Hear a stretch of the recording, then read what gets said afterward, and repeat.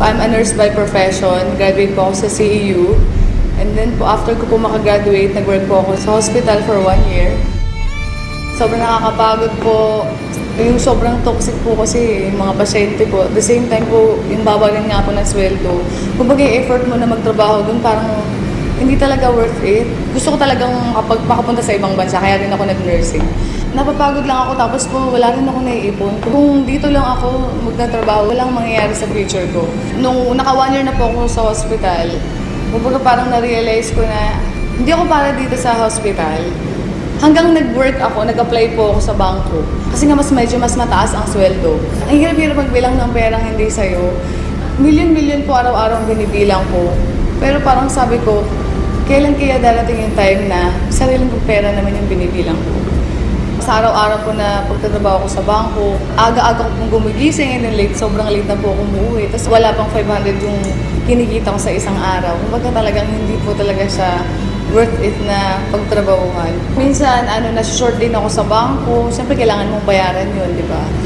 Magkano na nga lang kasi sinasweldo ko sa bangko, tapos kakaltasan ka pa. Wala po talaga ako naiipon. As in, puro po nga po utang talaga. Kasi yung pong kinikita ko na para sa kinsenas at katapusan, inuutang ko na po. Kaya po pag halimbawa sweldo na po, dumadaan lang sa palad ko at kailangan ko nang bayaran yung mga dapat ko pong bayaran. Naisip po, paano na yung future ko? Kapag kung ganito lang ng ganito. Etong negosyo na to, pinagdasal ko kasi talaga siya. Nung after ko pong magdasal, actually, mga ilang days lang namit ko po si Upline Jong Jorge, na isa rin po sa mga Millionaires Club ng Royal. Kumbaga po, sobrang blessing na ma-share sa akin yung opportunity. In-explain niya sa akin yung negosyo.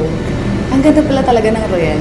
At the same time, yung products ng Royal napakaganda at sobrang dami ng produkto. Ang kumpanya, very stable. As in, nung napakinggan ko yung negosyo ng Royal, yung pananaw ko sa buhay, sobrang nag-iba. Sabi ko, meron palang ganitong opportunity. Bakit ngayon ko lang nga talaga pinakinggan? Kasi sabi ko, meron namang opportunity sa Pilipinas, bakit kailangan ko pang pumunta ng ibang bansa? Actually, nung umpisa, sabi lang naman sa akin ni Jong, idadagdag ko lang sa ginagawa ko. Hanggang dumating yung time na ginagawa ko yung negosyo, yung kinita ko po sa Royal ng 1 week, katumbas na po ng 3 buwan sa bangko. Kaya sabi ko po, grabe talaga, parang kailangan ko na talaga i-full-time ang Royal. Kaya po noong April, nag-resign na po ako. So, sineryoso ko po agad yung Royal. Na-realize ko na working hard is different from working smart. Kahit gaano ka kasipag, kahit gaano ka katsaga, kung magamaling sistema yung ginagawa mo, hindi kaya yaman. Pero po, grabe po, yung sipag mo, yung tsaga mo, ilipat mo sa Royal, tamang sistema, panigurado yayaman ka. Mas nakakaipon na ako ngayon, and like dati kasi, talagang puro utang. Ngayon yung mga utang ko, nabayaran ko na. Ngayon sila na yung utang sa akin, gano'n. Noon, gumigising ako ng sobrang aga kasi may pasok ako eh. Ngayon, nung nag-Royal ako, gumigising lang ako kapag tapos na ako matulog.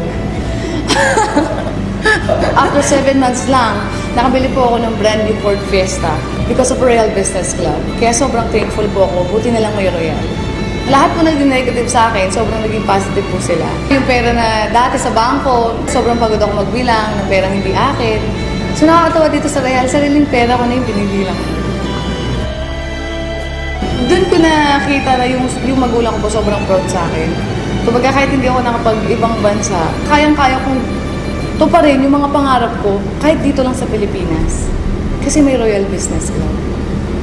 Tsaka dito nakakatulong ka sa mga tao eh. Yung ginagawa mo hindi lang para sa sarili mo, pero para rin sa iba na may mga pangarap din. Kasi ako nakuha ko na yung pangarap ko. Pero yung mga kasamahan ko na naging part ng Royal, gusto ko rin silang matulungan na makuha rin nila yung mga pangarap nila. Ang sasabi ko lang lalo na sa mga kabataan, sa mga empleyado rin na tulad ko, syempre naging empleyado rin naman ako, na maging open-minded lang kayo. Buksan nyo lang yung puso't isipan ninyo. At the same time, dito hindi naman sinabing iwan mo yung ginagawa mo eh. Ang sabi lang naman ni Royal, idadagdag mo lang sa kung anong ginagawa mo. Wala kang dinadagdag sa ginagawa mo or binabago. Hanggang dulo, wala namang magbabago. Meron lang kasi akong binago, meron lang akong dinagdag. Kaya may nagbago. Kumbaga yung mga pangarap ko, nakuha ko because of Royal Business Club. Buti na lang may Royal.